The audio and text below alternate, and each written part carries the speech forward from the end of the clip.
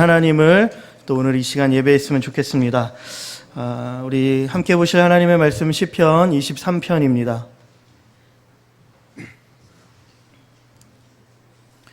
시편 23편 1절부터 6절까지입니다. 구약성경, 제가 가진 성경으로는 818쪽에 있습니다.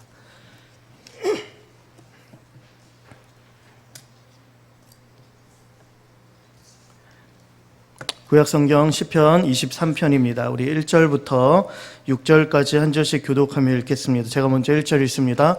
여호와는 나의 목자시니 내게 부족함이 없으리로다. 그 하나를 푸른 풀밭에 누이시며 쉴만한 물가로 인도하시는 도다.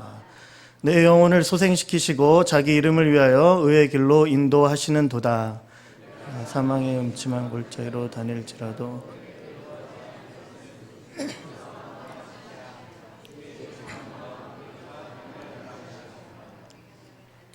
주께서 내 원수의 목전에서 내게 상을 차려주시고 기름을 내 머리에 부으셨으니 내 잔이 넘치나이다. 함께 읽겠습니다. 내 평생의 선하심과 인자하심이 반드시 나를 따르리니 내가 여호와의 집에 영원히 살리로다. 아멘. 여호와는 나의 목자시니라는 말씀 함께 나누도록 하겠습니다. 우리 성도님들 보통 어디론가 이동을 하시기 위해서 차를 타시면요, 가장 먼저 무엇을 하십니까? 그 가고자 하는 목적지를 내비게이션에 입력을 하고 그리고 출발하게 되어지는 것이죠. 그렇게 내비게이션 가운데 목적지를 입력하고 출발하면 초행길이라도 또 낯선 길이라도 우리가 그 인도를 따라 편안한 마음 가운데 불안함 없이 또 운전하며 나아가게 되는 것이죠. 친절한 그 들려오는 그 낯선 여인의 목소리 가운데 친절함 가운데 편안함을 누리고 또 운전을 하고 어느새 운전하다 보면 목적지에 도착해 있는 것을 보게 됩니다. 내비게이션이 발명되고 보편화되면서요, 우리의 삶이 참 편리해졌어요. 이 내비게이션이 있어서 이전에 보면 우리 아버님들 운전하시면서 어떻게 지도 보고 찾아가셨는지 정말 용하다라는 생각이 들어요. 저는 못할 것 같아요. 내비게이션이 정말 편리합니다. 그런데요, 이러한 내비게이션이 우리 자동차뿐만 아니라 우리의 인생 가운데서도 장착되어 있다라면 더할 나위 없이 좋겠다라는 생각이 드는 거예요. 우리가 가야 할 방향, 우리가 가고자 하는 그 목적지에다가 이름을 그 방향을 쓰고 목적지를 쓰고 그렇게 우리를 인도해 가면 어려움 없이, 불편함 없이, 돌아가는 일 없이, 다른 길로 새는 길 없이 우리가 바로 목적지에 도착할 텐데, 그런데 어떻습니까? 우리 인생에 내비게이션이 장착되지 않는다라는 거예요. 그 내비게이션으로 인해서 그 평안함과 또 편리함으로 안전하게 우리가 그 길을 갈 수만 있다면 좋을 텐데 그럴 수 없다라는 것이죠. 우리 인생에 장착되지 않은 그런 내비게이션이다라는 거예요. 그래서 때로는 우리의 인생 여정이 쉽지 않습니다. 한 걸음 한 걸음 옮기면서 오늘을 살다가 내일로 향하고, 특별히 한 해를 마감하는 이 시점 가운데 2019년도도 너무 힘들었는데 2020년도 또 어떻게 살아가려란 말인가, 또 2020년을 어떻게 꿈꾸란 말인가, 우리의 마음이 벌써부터 부담되어지는 것이죠. 당장 어떤 일이 일어날지 모르는 2020년을 마주할 용기가 나지 않습니다. 그런 게 우리의 인생인 것이에요. 오늘 성경에서는요, 시편의 기자가 1절 말씀 가운데 여호와 하나님은 나의 목자다라고 고백하고 있어요. 이 고백을 통해서 하나님과 우리와의 관계가 어떠한지를 분명하게 설명해 줍니다. 가장 먼저 보면 하나님은 우리의 목자가 되어 주시고 우리는 무엇이 되는 겁니까? 그분의 양이 되어지는 거예요. 그분의 양이다라는 거예요. 우리는 이 사실 앞에서 우리의 존재가 어떠한 것인지를, 또한 과연 우리의 정체성이 무엇인지를 깊이 인식할 수 있어야 하는 것이에요. 성경이 왜 우리로 하여금 양이라고 묘사하면서 그 양이라는 것을 우리 가운데 이야기하고 있는 것일까? 그 사실을 왜 우리 가운데 가르쳐주고 있는 것일까요? 그것은요, 양이라는 동물 존재가, 양이라는 그 동물이 절대로 스스로의 힘으로는 자기의 인생을, 자기의 삶을, 자신의 생명을 혼자 살아갈 수 없기 때문이다라는 거예요. 양의 특징을 몇 가지만 살펴보면 우리가 그 양의 동물이 어떠한 것인지를 금방 알 수 있습니다. 우리가 잘 알고 있어요. 양은 어떻습니까? 고집이 세고요, 아둔하며 겁이 많고 어리석은 동물입니다. 시력이 매우 나빠서 당장 눈앞에 있는 것들을 분간하지 못해요. 웅덩이가 있고 앞이 낭떠러짐에도 불구하고요, 그곳에 발을 내딛게 됩니다. 사물을 제대로 분별하지 못해요. 걸음이 둔합니다. 중심을 잡지 못해요. 한번 넘어지면 다시 일어나지 못하여, 누군가가 일으키지 않으면 그냥 그대로 넘어진 채 일어나지 못하여 굶어 죽을 수도 있는 게 이 양이다라는 거예요. 그리고 결정적으로 무엇이냐? 방어력이 전혀 없는 동물이다라는 거예요. 방어력이 제로라는 거예요. 어느 누군가의 공격이 들어오면요, 속수무책으로 당할 수밖에 없는, 누군가의 그 보호가 필요한 끝없이 연약한 동물이 양이다라는 거예요. 이런 양을 향하여서 동물학자들이 이렇게 이야기합니다. 만약 인간이 양을 돌보지 않았다면 지구상에서 가장 먼저 멸종되었을 종이 바로 양일 것이었다라고 이야기하는 거예요. 연약한 동물의 대명사가 양이에요. 철저하게 누군가의 도움과 인도함과 보호를 받아야 할 대상입니다. 절대로 스스로의 힘으로 살아갈 수 없는 동물이 양인 것이죠. 그런데요, 이러한 양의 특징을 가지고 있는데, 이러한 양이 누구다라는 겁니까? 누구에게 비유하고 있는 거예요? 바로 저와 여러분들에게, 바로 인간에게, 사람들을 향하여서 너희가, 우리가 바로 양이다라는 것을요, 성경은 분명하게 우리 가운데 알려주고 있는 거예요. 어떻습니까? 그러면 우리에게 적용을 해보자면, 양처럼 우리는요, 고집이 세고 아둔하며 분별력이 없어요. 힘은요, 전혀 없는 것이죠. 그래서 스스로가 스스로의 생명과 삶을 이끌어갈 능력이 있습니까? 없다라는 거예요. 어느 누군가의 인도함을 받지 아니하고서는, 또 어느 누군가의 보호하심을 받지 아니하고서는 절대로 우리가 살아갈 수 없다라는 거예요. 그게 바로 우리의 인생이다라는 것입니다. 우리 성도님들 어떻습니까? 이 말에 동의하십니까? 동의하십니까? 그런데요, 이 말에 정말 깊이 전적으로 동의한 인물이 있어요. 그 인물이 누구냐? 바로 오늘 시편 23편을 지은 시편의 기자 다윗인 것이죠. 우리 성도님들, 다윗 하면 무엇이 떠오르십니까? 다윗 하면 기억나지는 그 다윗의 인생은 어떤 것들이 있습니까? 많은 사람들이 다윗 하면 생각나는 한 사건이 있죠. 무엇입니까? 골리앗을 이긴 사건인 거예요. 그리고 그 골리앗을 이김으로 말미암아 어떻습니까? 많은 사람들에게 인기를 얻어요. 만만이로다 하면서 많은 사람들의 인기를 얻습니다. 그 인기가 하늘 높이 치솟게 되고 결국에는 이스라엘 역사상에 가장 존경받고 사랑받는 다윗이 되는 거예요. 이스라엘의 국기를 보며 다윗의 별이 그려져 있는 것이죠. 그만큼 많은 사람들의 가슴과 뇌리 가운데 깊이 자리 잡은 왕, 그가 바로 다윗이었는데, 그 다윗의 삶을 보면 미련하고 어리석은 이 양의 모습과는 왠지 거리가 있어 보임에도 불구하고, 그런 다윗이 스스로를 향해 무엇이다 라고 고백하느냐? 나는 양이다 라고 고백하는 거예요. 나는 다른 게 아니라 바로 목자 되신 하나님의 양이다 라는 거예요. 그러한 양됨을 스스로가 깊이 인식하면서 고백하고 있다라는 것이죠. 그런데 놀라운 것은 어떻습니까? 그렇게 고백하고 있는 다윗의 인생을 돌아보면요, 그 다윗의 삶이 참으로 양과 같은 삶이었음을 발견할 수 있는 거예요. 시편 23편은요, 다윗의 청년기 때 쓰여진 시가 아니라 인생의 노년기에 모든 풍파, 모든 그 고난들을 겪고 난 이후에 그 인생의 노년에 자신의 인생을 돌아보면서 썼던 시가 바로 시편 23편입니다. 근데 돌아보면서 스스로를 양으로 고백하는데 어떠한 것들이 기억나느냐? 자신의 삶 가운데 일어났던 여러 많은 고난들, 지나왔던 그 죽음의 위협과 고난과 여러 많은 아픔들, 상처들, 어떠한 것들이 있었습니까? 사울 왕을 피해서 도망자의 신세로 그렇게 살았던 인생들, 그리고 아들이었던 압살롬의 반란 가운데 스스로 또 죽음의 위협 가운데 노출된 채 그렇게 살아왔던 그 다윗의 삶들이 있었다라는 것이에요.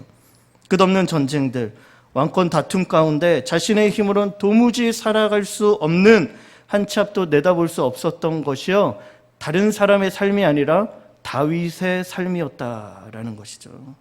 그 삶을 누구보다도 다윗이 경험했기 때문에 스스로가 양이다라고 고백하는 거예요. 내 힘으로, 내 능력으로 살아갔던 것이 아니었다라는 것이죠. 그러면서 우리 가운데 무엇을 이야기하느냐? 우리의 인생이 양과 같은 인생이다라는 거예요. 우리의 힘으로 살아갈 수 있다? 없다라는 거예요. 누군가의 도움과 필요가 또한 그 보호하심이 필요한 존재다라는 것들을 우리 가운데 알려주고 있다라는 것이죠. 그렇기 때문에 한 걸음을 내디디려고 하면 우리의 마음이 불안하고 두려운 겁니다. 그래서 우리에게 꼭 필요한 존재가 있는데 그 존재가 누구냐? 바로 목자다라는 거예요. 그래서 오늘 1절 말씀에 보면요, 다윗은 스스로를 양이라 고백하는 것에 그치지 않고 더 나아가서 내가 양이니만큼 양인 내 삶 가운데 반드시 필요한 자가 있는데 그 자가 누구인지를 우리 가운데 보여주는 거예요. 우리 1절 말씀 함께 같이 읽겠습니다. 여호와는 나의 목자시니 내가 부족함이 없으리로다. 아멘. 오늘 이 밤에 이 고백을 하고 싶다라는 것이죠. 이 고백이 저와 여러분들의 고백될 수 있기를 주의 이름으로 축원합니다. 연약한 우리를 돌보시며 우리를 인도하시는 목자가 있다라는 걸 다윗이 고백하는 거예요. 내 삶을 돌아보니까 고난과 고통이 있었지만 그러나 그러한 인생을 돌아보니 고난과 고통만이 있었던 것이 아니라 내 삶의 그 순간 가운데 함께 하신 하나님, 여전히 나를 인도하셨던 목자가 있었다라는 것이죠. 그 인도하심이 있었기 때문에 오늘까지 올 수 있었다라는 거예요. 차량에 내비게이션이 장착된 것처럼 내 인생에 인도하시는, 내 걸음걸음을 인도해 가는 그 목자가 있었다라는 것을 분명하게 우리 가운데 말해주고 있는 것이에요. 그 목자가 누굽니까? 여호와 하나님. 오늘 찬양처럼 복 주시길 원하시는 하나님이시다라는 거예요. 목자는요, 보통 이 근동 팔레스타인 지방 가운데서는요, 양떼를 보호하고 먹이는 일, 안전한 길로 인도하고 맹수들로부터 양들을 보호하는 일들을 감당합니다. 그런데 고대 근동에서 이 목자라는 개념 가운데 너무나도 중요한 한 개념이 무엇이냐면, 그 목자라는 칭호가 쓰여지는 직책이 있는데 그 직책은 그 백성들의 지도자다라는 거예요.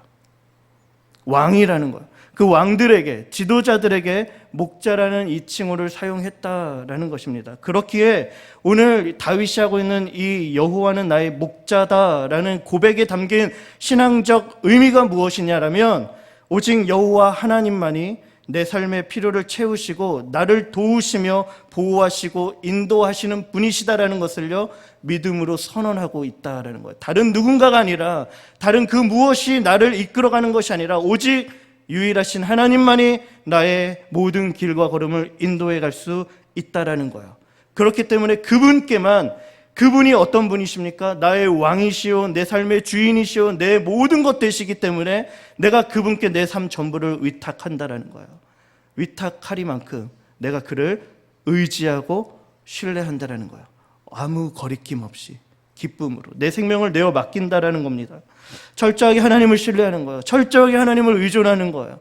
그 하나님을 바라보는 겁니다. 그리고 그 하나님을 바라보게 되어질 때 내게는 부족함이 없으리로다.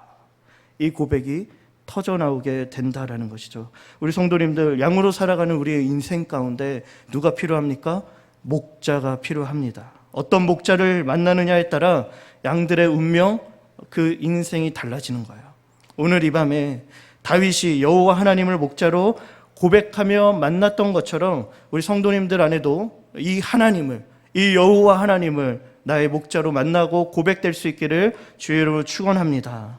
그 하나님을 만날 때 하나님의 은혜가 임하게 되어지고 그 하나님이 우리의 삶을 인도해 가시는 거예요. 1절부터 6절 말씀에 보면 인도해 간다라는 표현이 반복되어 있고, 또 다른 표현으로는 함께 하겠다라고 말씀하고 있는 것이죠. 그렇다면 어떻게 우리의 삶을 인도해 가시는가? 함께 하시는 그 여호와 하나님의 목자 되심이 어떻게 우리의 삶 가운데 드러나게 되어지는가? 두 가지를 함께 나누겠는데요. 첫 번째는요, 양들의 이름을 불러주십니다. 양들의 이름을요.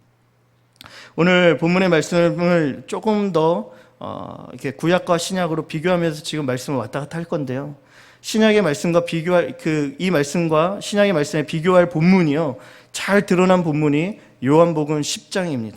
그래서 요한복음 10장 14절 말씀에 우리 함께 같이 읽겠습니다. 나는 선한 목자라, 나는 내 양을 알고 양도 나를 아는 것이. 아멘. 어떻게 이야기하고 있습니까? 여기서 나는요, 누가 말씀하시는 것이냐? 예수님이 말씀하는 거예요. 예수님께서 우리에게 말씀해 주시기를 뭐라고 말씀해 주시느냐? 나는 선한 목자다라고 이야기하고 있어요.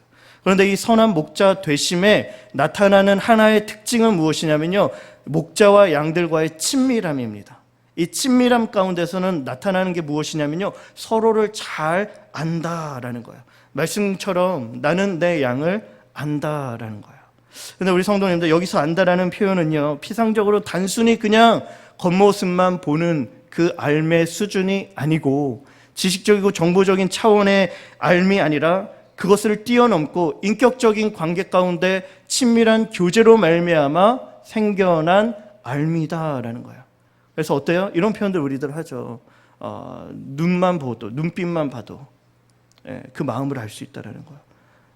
우리 여기에 보면 부부들이 이렇게, 우리 젊은 부부님들이 이렇게 앉아 계시는데, 우리 서로 한번 쳐다보시면 눈빛만 봐도 그 마음을 아십니까?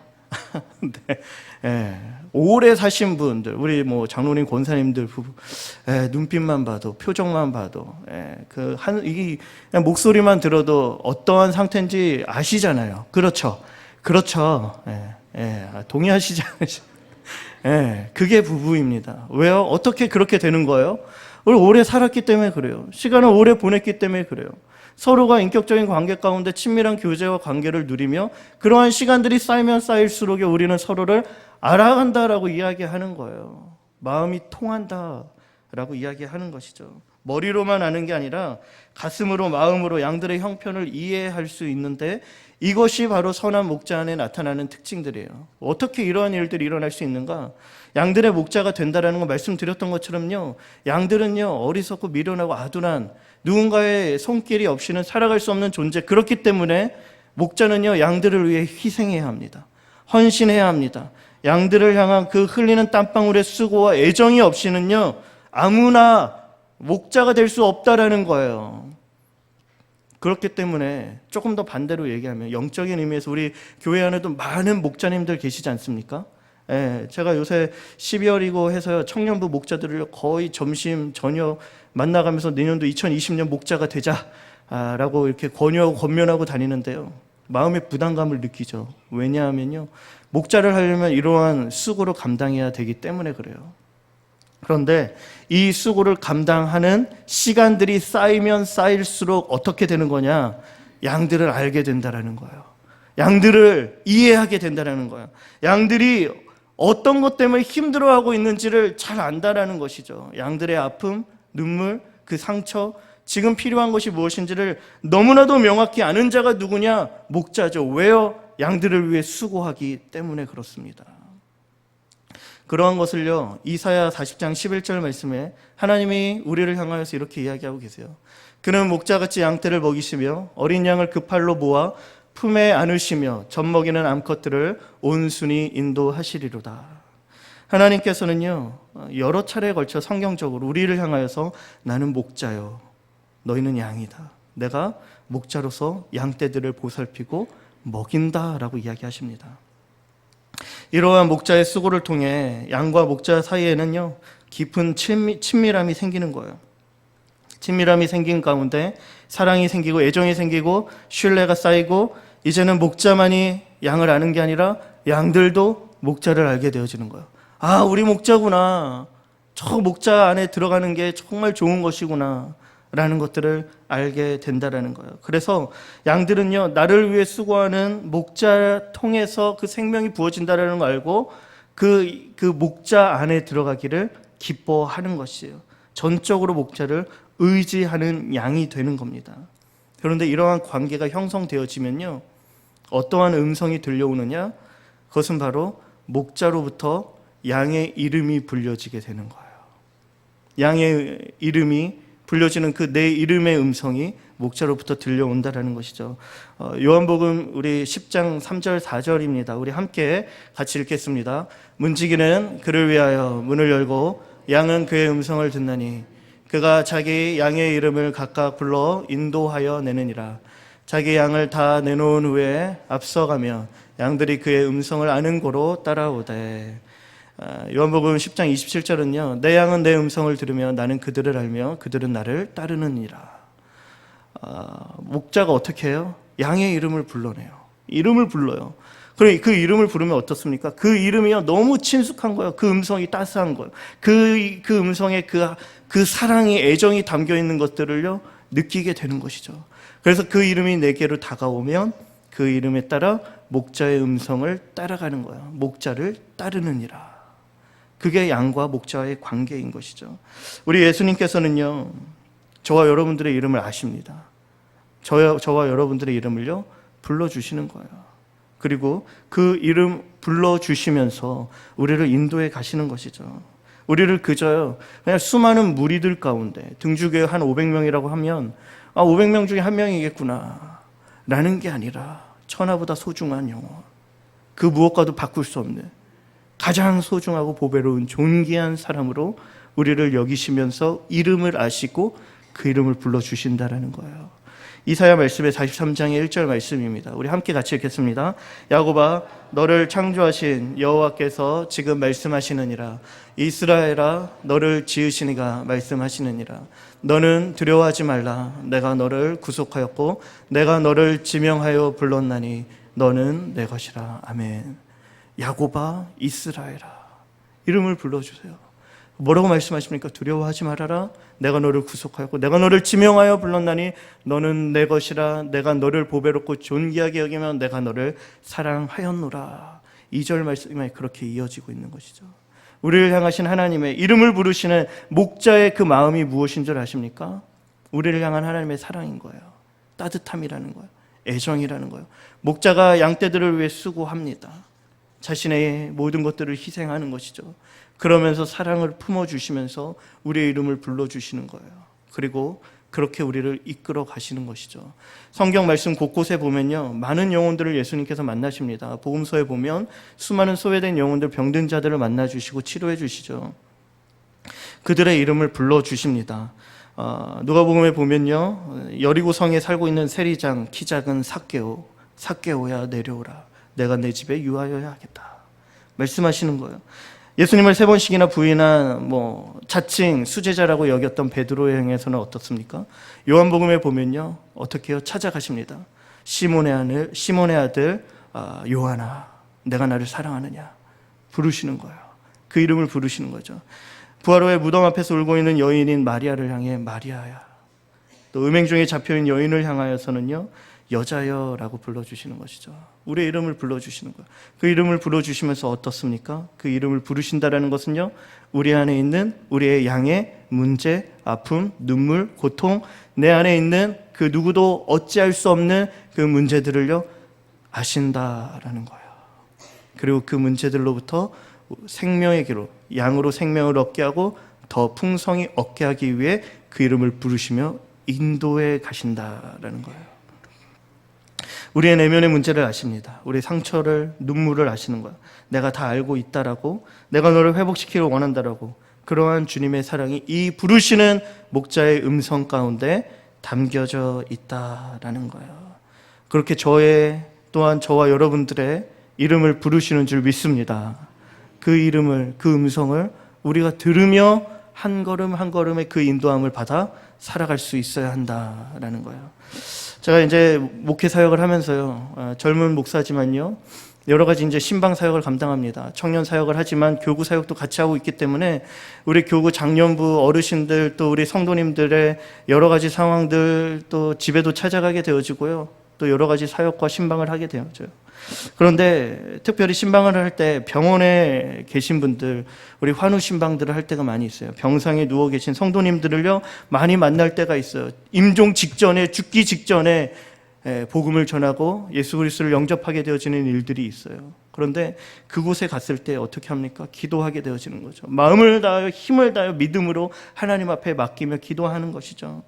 그렇게 신방을 하고 다녀오면 저희 마음 한켠에 어떤 마음이 드냐면, 오늘 만난 이분들의 기도 제목들, 그리고 지금의 상황과 형편을 잊지 말아야 되겠다. 그래서 기록하고 기도 제목으로 가지고, 그리고 할 수만 있으면 새벽마다 그 이름을 불러가면서 그 상황이 괜찮아질 때까지 하나님 앞에 그 기도 제목들을 올려드리는 것이죠. 기도해야겠다라는 그 마음을 품는 것이죠. 그런데요, 어떻습니까? 제 마음 가운데 어떠한 그 기도를 가지고 하나님 앞에 나가면 나갈수록 제 안에 인간적으로 드는 마음은 어떠한 마음이 먼저는 드냐면요, 그러한 어려운 형편들을 봅니다. 또 질병과 환우분들을 만나게 되어져요. 병상에 누워 계시는 분들을 보게 되어져요. 그분들을 보면서 과연 내가 어떤 도움을 줄 수 있는가? 인간적인 내가 과연 얼마만큼 도와줄 수 있는가? 내가 도와서 정말 그 문제들을 해결해 주고 싶은데, 그런데 그 문제들을 해결할 수 없는 인간적인 한계 앞에서 내가 과연 무엇을 도와줄 수 있는가? 내가 어떻게 다 헤아릴 수 있는가? 그 아픔과 그 눈물과 그 고통을 내가 다 이해할 수는 있는가? 그런 인간적인 한계에 부딪히게 되는 거예요. 내가 과연 다 도와줄 수 있는가? 그런데요, 그러한 그 한계 앞에서요, 어떻게 더 한 걸음 더 나아가냐면요, 한계 앞에서 그 기도를 멈추는 게 아니라 그 기도 제목을요, 하나님 앞에 맡겨드리는 거죠. 하나님 앞에 올려드리는 거죠. 하나님 앞에 올려드리면 그때 들려오는 하나님이 주시는 마음들이 무엇이냐면요, 오늘 본문의 말씀드립니다. 무엇이냐면, 나는 선한 목자다. 나는 내 양을 안다. 내가 저들의 기도 제목을 알고 있고 저들의 아픔을 이미 알고 있다. 내가 저들을 떠나지 않을 것이고 내가 늘 함께 할 것이다. 저들의 선한 목자가 바로 나다.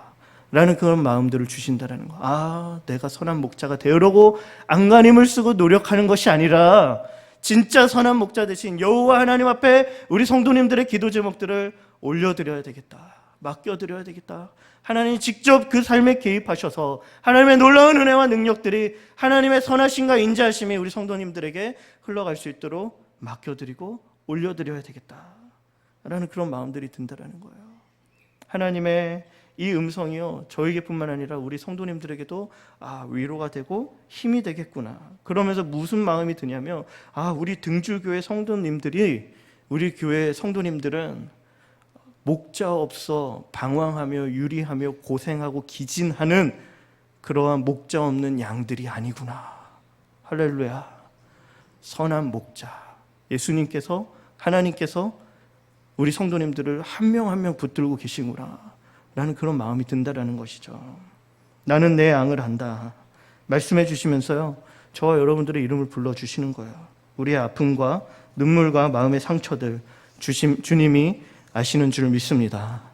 두 번째로는요, 목자가 우리의 이름을 불러줄 뿐만 아니라요, 함께 같이 읽겠습니다. 목자는 양들을 위하여 목숨을 버립니다. 아멘. 선한 목자이신 예수님께서는 양을 위해 어떠한 수고를 감당할지를 말씀을 통해 분명하게 말씀해 줍니다. 함께 같이 읽겠습니다. 나는 선한 목자라. 선한 목자는 양들을 위하여 목숨을 버리거니와. 아버지께서 나를 아시고 내가 아버지를 아는 것 같으니 나는 양을 위하여 목숨을 버리노라. 두 번에 걸쳐서 목자가 어떤 일을 하겠다 말씀하시냐면요, 내가 목숨을 버리겠다 말씀하십니다. 선한 목자는요, 목숨을 버린다라는 거예요. 두 번씩이나 양을 안다고 말씀하신 그 수준을 뛰어넘는 것이죠. 인격적인 교제, 친밀함의 관계, 그 이상의 모습을 보여주는 겁니다. 사실은요, 우리 성도님들 세상적인 관점으로 보면 양과 목자의 관계, 누가 누구를 위해 존재하는 겁니까? 목자가 양을 위해 존재하는 겁니까? 아니죠. 양이 목자를 위해 존재하는 겁니다. 세상적인 관점으로 보면 그래요. 어떻습니까? 양은요, 목자의 소유물이에요. 희생해야 할 존재는요, 목자가 아니라는 겁니다. 희생해야 할 존재는 누구예요? 양들인 거예요. 양들의 양털을 깎아요. 그리고 양의 살찐 고기를 목자가 소유하는 거예요. 그래서 죽어야 할 대상은 누굽니까? 양이어야 하는 거예요. 양이 죽어야 돼요. 그래야 목자가 생명을 얻고 더 풍성함을 누릴 수 있는 거예요. 그러나요, 목자는, 이러한 목자, 양들의 희생을 요구하고 양들의 희생으로 자기 배를 채우는 목자는요, 목자가 아니다 말합니다. 양을 수단으로 삼고 자신의 안전과 만족을 취하면 성경적으로 이야기하면 삭군입니다. 예수님께서는요, 삭군과 같지 않으셨다라는 것이죠. 선한 목자의 주된 관심, 목적은 양들의 생명이고, 그리고 그 생명을 주기 위해 최종적으로 목자가 취해야 할 자세는요, 목숨을 버리는 거예요. 예수님께서 선한 목자라고 말씀하실 때 이 선한 목자가 가져야 할 마음가짐은 무엇이냐면, 푸른 초원의 낭만적이고 여유로운 목자의 모습이 아니라 광야 한복판에서 그 양떼들을 지키기 위해 맹수들로부터 양떼들을 보호하고, 그리고 그 싸움을 벌여야 하는, 그 음침한 그 골짜기 가운데 한 발만 떨어져도 낭떠러지에 죽을 수밖에 없음에도 불구하고 그러나 양떼들을 치기 위해 보호하고자 하는 그러한 자세가 선한 목자다라는 거예요. 선한 목자는 양들을 위해 자신의 안전을 또 이렇게 먼저 생각하는 사람이 아니라 안전을 버리고 양들을 생각하는 사람인 거예요. 목숨을 걸고 양들을 지키는 것이죠. 그렇다면 왜 목자는 양들을 위해 목숨을 버리는 것일까요? 그것은요, 아이러니하지만 양들이 목자의 소유이기 때문입니다. 무슨 말이냐? 그 양들이 목자의 소유이기 때문에 하나하나가 너무나도 소중한 거예요. 반대로 삭구는요, 어떻습니까? 그 양떼들이 자신의 소유가 아닌 것이에요. 그렇기 때문에 어딜 가든 사망의 음침한 골짜기, 맹수가 와서 물어가도 아무런 감흥이 없는 것이죠. 상관없는 거예요. 죽어도 괜찮은 거예요. 양들을 버리고 도망갑니다. 내 소유가 아니기 때문에. 그래서 이렇게 이야기하죠.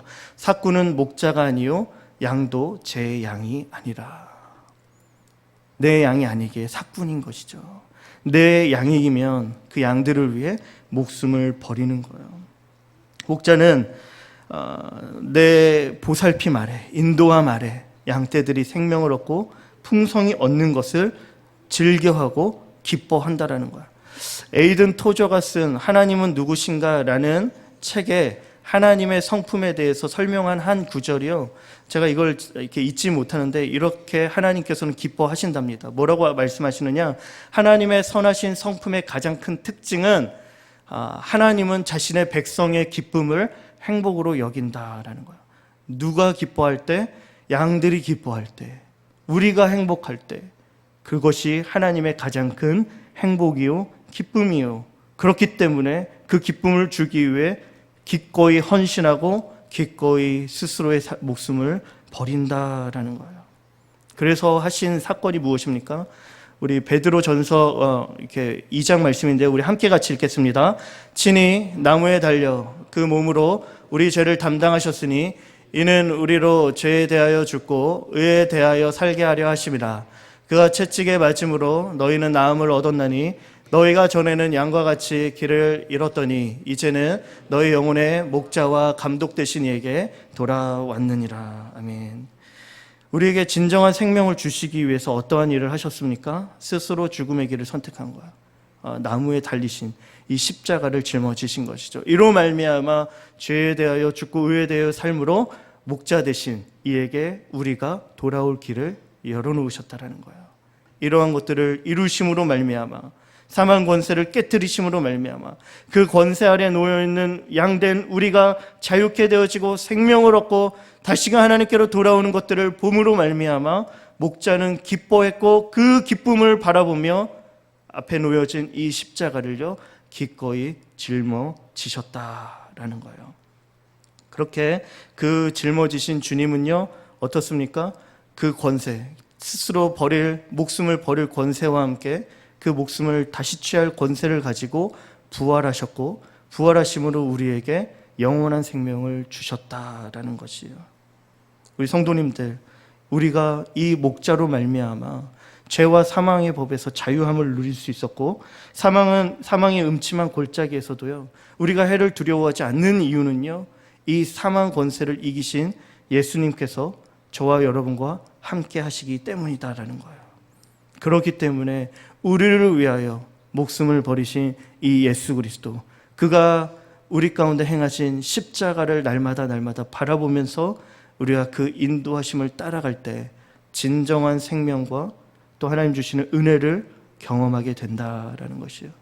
우리 성도님들 안에 사망의 음침한 골짜기를 걷는 것과 같은 여러 많은 아픔과 어려움들과 또 기도 제목이 있을 겁니다.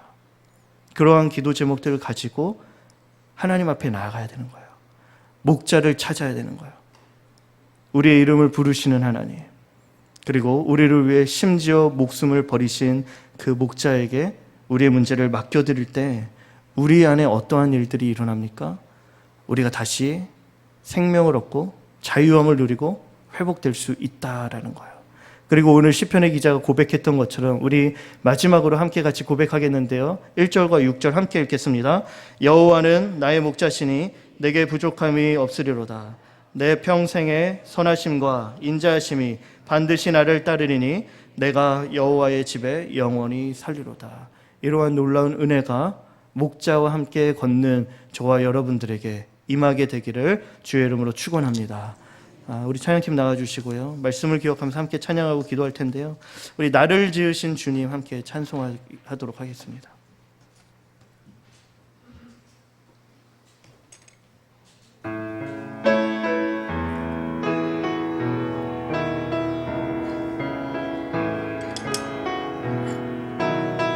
나를 지으신 주님, 나